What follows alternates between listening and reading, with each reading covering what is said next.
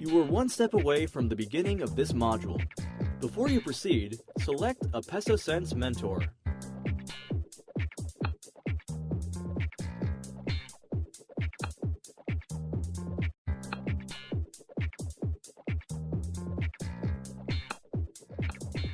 Magandang araw mga kapeso! Ito ang Peso Sense 2.0 Financial Literacy Program. Ang lesson na ito ay tungkol sa managing your money o kung papaano pangalagaan at i-enjoy ang iyong pera. I-click ang start. Kung ready ka na, tara! Welcome sa module na ito para sa managing your money. Tiyak na madami kang matututunan ngayong araw. Ang module na ito ay may 6 na bahagi. Paano mag-budget? Paano mag-generate ng sustainable na kita? Paano protektahan ang aking pera? Mga dapat ihanda para sa aking kinabukasan. Pag-iwas sa utang. Pakikipag-usap sa aking pamilya tungkol sa pera. Ang pag-budget ay isa sa mga pinaka-importanteng bagay na matututunan mo sa paghawak at pangangalaga sa iyong pera. Importante ito dahil sa tamang pag-budget ng iyong mga gastusin. Ito ang mga steps sa pag-budget. I-review ang iyong mga financial goals.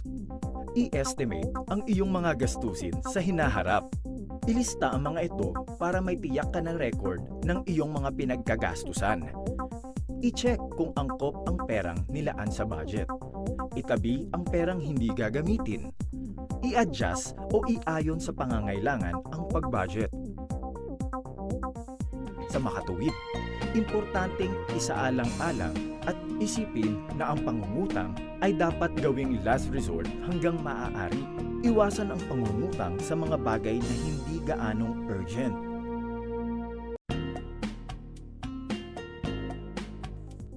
Utang. Ang utang ay tumutukoy sa pera o anumang obligasyon na kailangang bayaran ng debtor o taong may utang, sa lender o creditor o ang taong nagpautang.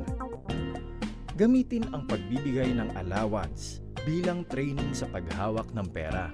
Ang pag-manage ng baon ay isa sa mga unang mga leksyon ng mga bata sa financial awareness. Congratulations! Natapos mo na ang module na ito.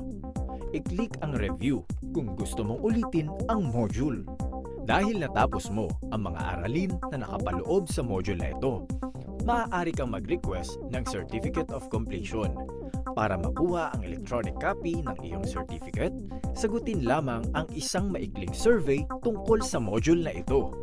I-click lamang ang Take Survey button para sagutin ang survey. Ang iyong certificate ay ipapadala sa iyong email address.